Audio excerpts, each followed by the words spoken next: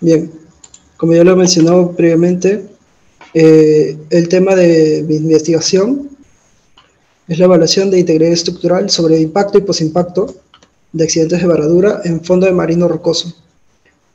Junto a mí hemos realizado ese trabajo en conjunto con mi compañero Víctor Gabriel Loaiza, el doctor Naim Máximo Ramos y el doctor Diogo de Amaral Amante.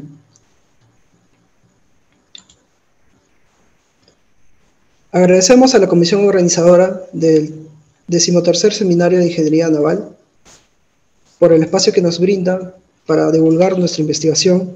Además, también agradecemos al Instituto de Desarrollo e Investigación en Ingeniería Naval de la Facultad de Ingeniería Mecánica, y así como el apoyo constante del decano de la facultad, el doctor Elmar Javier Franco González, hacia nuestra labor investigativa. La colisión, los accidentes de varadura en buques, en especial en buques que transportan petróleo, son muy dañinos para el ambiente y, por lo tanto, para el ecosistema. En este caso, podemos observar un accidente de petróleo, de derrame de petróleo, producto de la varadura del buque contenedor de petróleo, el Exxon Valdez, el cual llegó a derramar un aproximado de 100 millones de galones de petróleo, allá por el año 1986. Este accidente fue muy desastroso para el medio ambiente en el cual se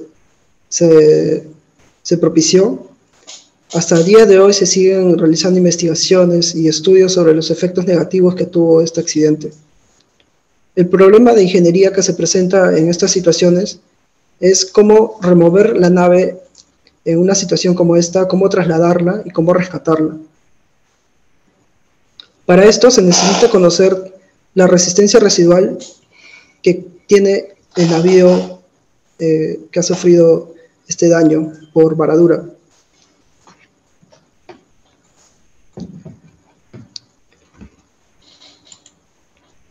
Para poder evaluar la resistencia residual que tiene el navío luego de haber pasado por un accidente de varadura, se plantea realizar un análisis de colisión por elementos finitos utilizando el software LS-DINA, en el cual se ingresarán datos de entrada tales como el modelo numérico de la nave, en este caso un FPSO,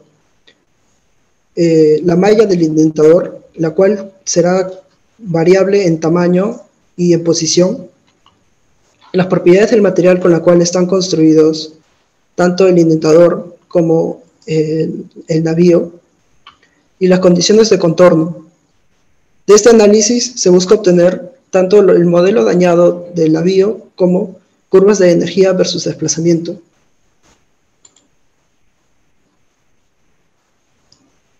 Para la geometría que se empleó para modelar la embarcación, se muestra a continuación dos imágenes en las cuales se puede observar en un lado la sección transversal del navío, de lo cual se puede resaltar que tiene una manga aproximada de 58 metros y un puntal de casi 30 metros. También se anexa un escantilonado de las estructuras principales que se han modelado dentro de la embarcación.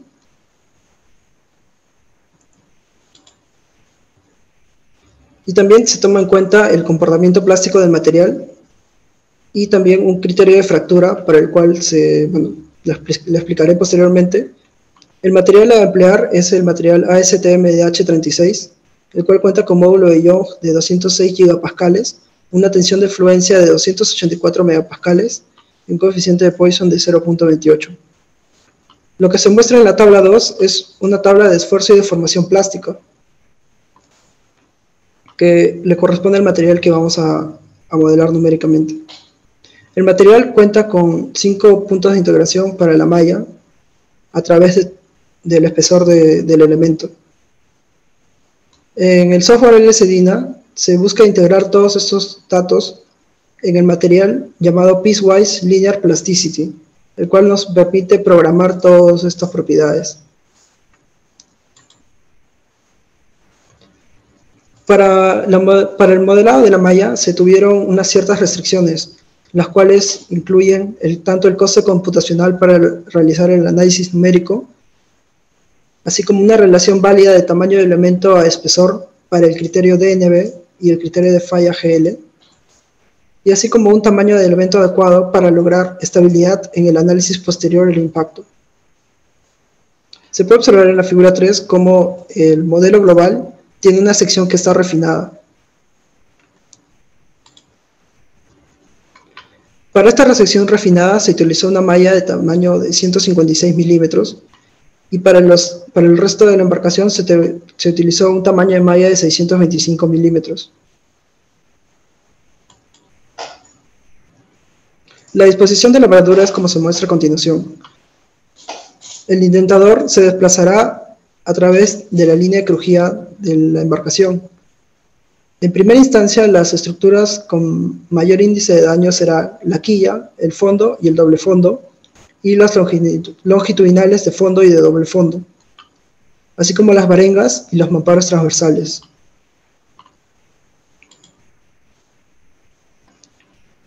Los grados de libertad asignados tanto al indentador como a la embarcación son los siguientes.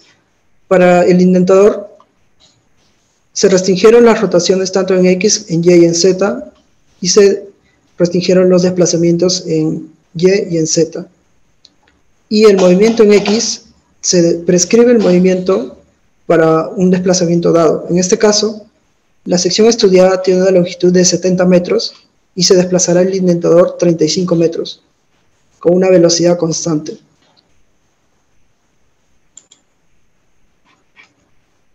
Disculpen. Los grados de libertad que se le asignaron a la embarcación fue un extremo fijo con tanto las rotaciones y los desplazamientos restringidos en este extremo que se muestra. Para el modelado de la obstrucción rocosa se toma como geometría una especie de cono con punta redondeada. El diámetro base del cono está en proporción a la distancia entre mamparos longitudinales de la embarcación. Se variará entre el 12.5, 25 y 37.5%. Esto significa que tendremos diámetros de 3.750 milímetros, 7.500 y 11.250 milímetros. El radio de la punta será en proporción al diámetro. Es un 10% del diámetro, como se muestra en la figura. La disposición de la paradura también tendremos una posición relativa de la punta del indentador con el fondo del navío en relación a la altura de la quilla. Se probarán alturas de indentación del 10, del 20 y del 30% de la altura de la quilla, tal como se muestra en la imagen.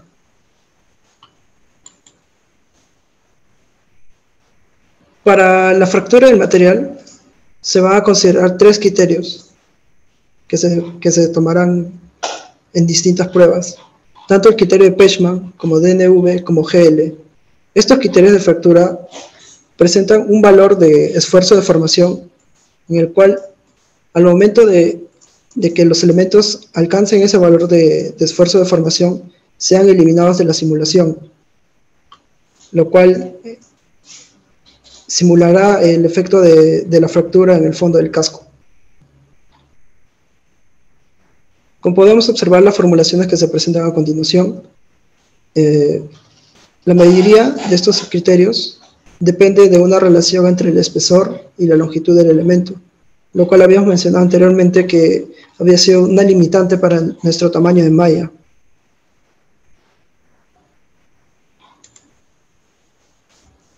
Respecto a los resultados, bueno, en la imagen se muestra uno de nuestros resultados que representa cómo varía la deformación plástica en el fondo del casco luego de ser indentado por la obstrucción, como se muestra. Estos son resultados obtenidos de las numerosas simulaciones que realizamos. Varían según la altura y tamaño del indentador.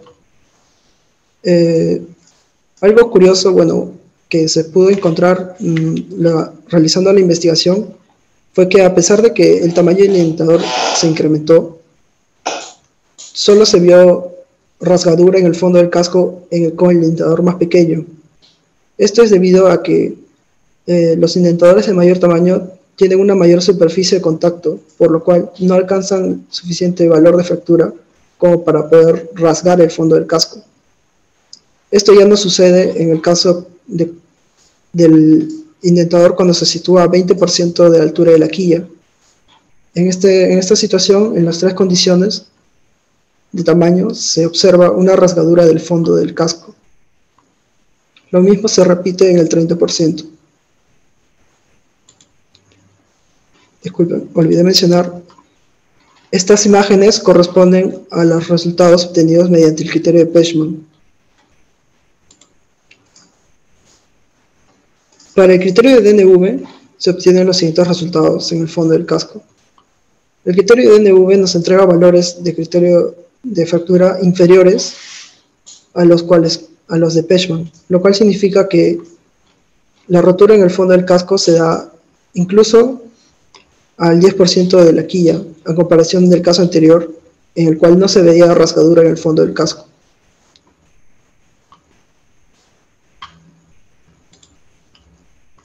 En el caso del criterio de GL, también se observa que la rasgadura se da, pero no de la misma forma en la cual se observa para el criterio de DNV.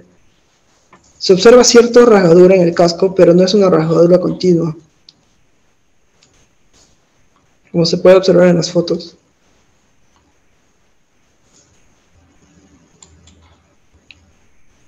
A continuación se observa un campo de desplazamientos de la malla luego de ser colisionada con el indentador. Se observa que el daño no solo se extiende a través de la rasgadura del material en el fondo del casco, sino que toda la estructura ha sido comprometida. Este daño no es visible, no se observa a simple vista, ya que los desplazamientos no son grandes, pero sí son significativos, en el orden de los 5 milímetros. Esto significa que luego de una varadura, toda la estructura del casco queda comprometida, incluso las estructuras principales que mencionábamos anteriormente, como eran las longitudinales de fondo, los mamparos transversales y los anillos reforzados. A continuación, se observan las curvas de energía versus desplazamiento, en las cuales se ordenan diferentes curvas, tanto las curvas que corresponden al indentador pequeño, al 10% de la quilla, como las curvas para indentadores de tamaño mayor y tamaño grande, ¿no?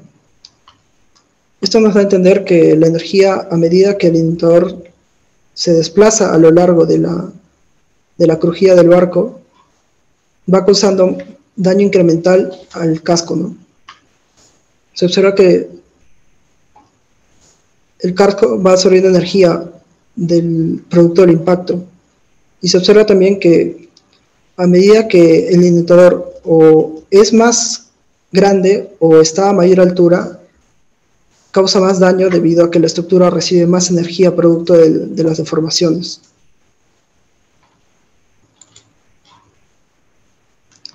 Para la evaluación del postimpacto, se tomarán los modelos dañados del experimento de colisión, se aplicarán condiciones de contorno adecuadas y se considerará las propiedades plásticas del material en un análisis realizado en el software LS-DINA, de las cuales se obtendrán la resistencia máxima a la flexión para cada modelo dañado. Se evaluarán las condiciones de quebranto y de arrufo, con las condiciones de contorno que se muestran en pantalla. Para el quebranto se aplican nodos fijos, extremos, acoplados a todo el borde del extremo del barco, en los cuales se le aplica una rotación de 0.0017 radianes. El resto de grados de libertad es restringidos, y lo mismo sucede en el caso de arrufo, solo que en este caso la rotación es contraria en cada nodo.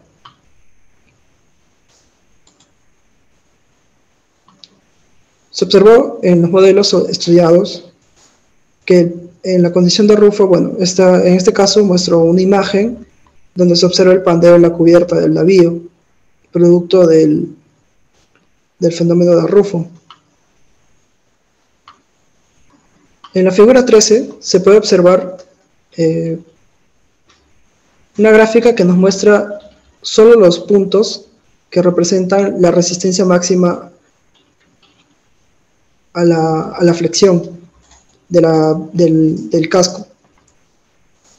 Lo que se puede resaltar de esta gráfica es que a medida que se incrementa el tamaño del indentador, la resistencia residual de la embarcación decrece, tanto en el caso de una quilla, de una altura de quilla de 10%, de 20% y de 30%.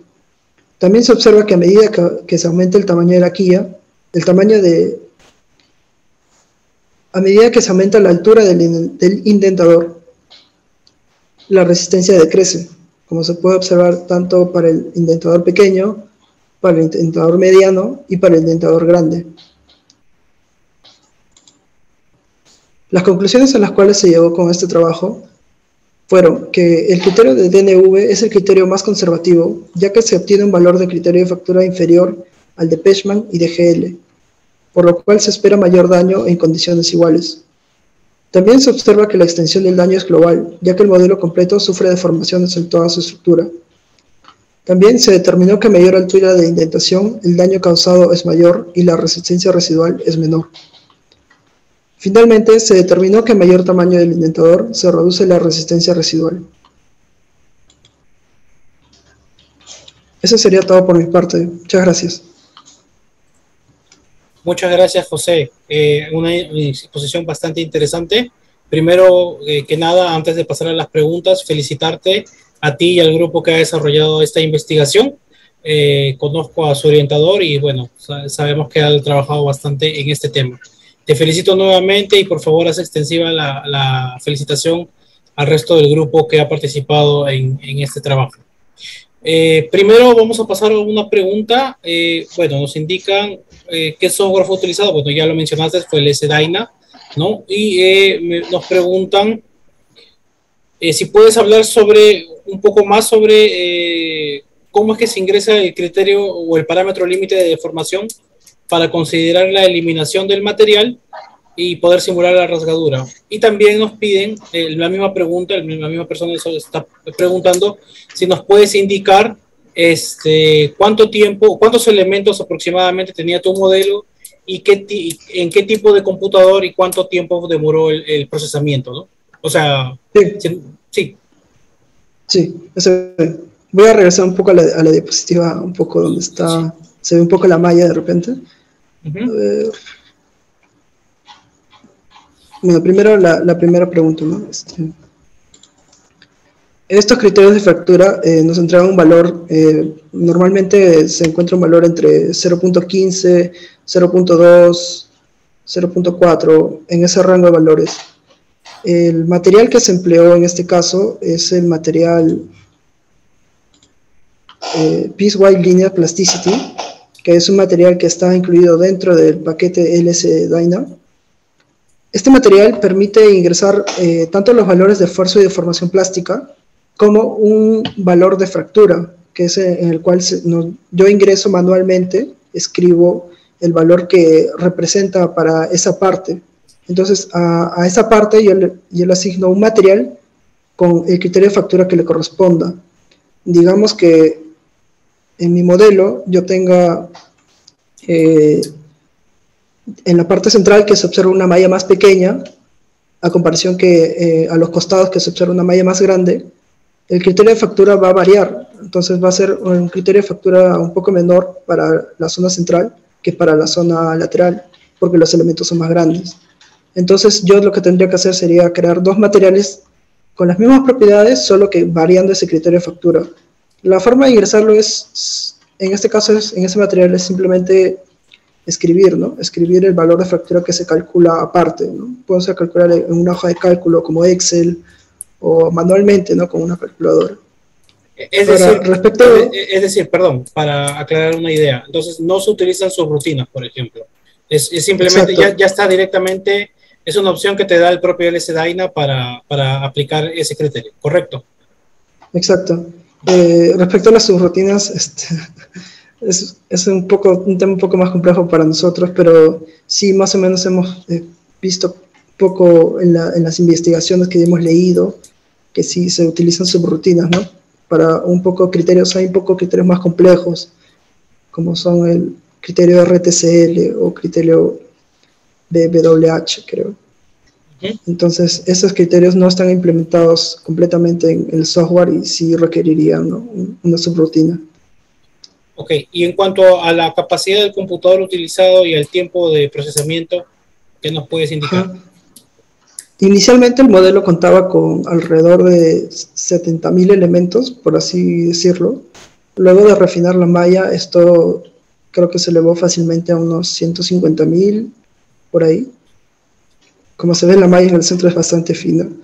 Eh, el computador que se usó en este caso, bueno, como dije en los agradecimientos, el Instituto de Desarrollo e Investigación Naval nos brinda acceso, ¿no?, a computadoras que tienen una capacidad decente, ¿no? Tienen un procesador Intel Core i7 de novena generación, creo que algo de 32 GB de RAM y una tarjeta gráfica buena, ¿no? Una tarjeta NVIDIA GTX 1080.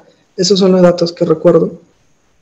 Pero Y en, sí, y en cuanto al tiempo de cálculo, el tiempo computacional, uh-huh. inicialmente los cálculos se realizaban en periodos de 2 horas, por cada simulación de colisión. Luego, más o menos que nos fue renteando el doctor Máximo Nain, nos mostró un parámetro que creo que es mass scaling, que tiene algo que ver con lo que es el paso del tiempo de la solución. Y inicialmente de 2 horas, eso redujo el tiempo a media hora hasta 40 minutos. Perfecto. Una consulta adicional, no han usado malla adaptativa, es una malla fija, ¿correcto? Sí, es una malla fija, por eso tuvimos que refinar bastante la parte central para poder capturar el fenómeno. Ok. Entonces sí han realizado un análisis de sensibilidad de malla para seleccionar esas mallas que son no estructuradas, por lo que veo, ¿no? Sí, interinamente, bueno, en el proceso que hemos estado desarrollando la simulación, sí hemos tenido cierto tipo de análisis de sensibilidad de malla, más o menos para ver la estabilidad de los resultados.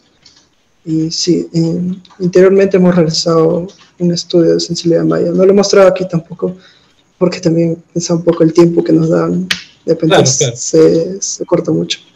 Sí, un último comentario, no es una pregunta. Acá menciona que el problema de mass scaling es que suele perder eficiencia de resultados, ¿no? Habría que ver si es que no hay dependencia de estos parámetros y nuevamente felicitan por el tema de investigación expuesto. Bueno, José, quiero agradecerte una vez más, ya que ya no hay más preguntas y que bueno, el tiempo se nos ha agotado. Felicitarte nuevamente a ti y a todo el grupo que ha desarrollado este tema. Entiendo que son alumnos de pregrado, es un tema bastante interesante que espero ver publicado o continuar esa línea de investigación para presentarlos en futuros eventos. Muchas gracias y voy a pasar a dar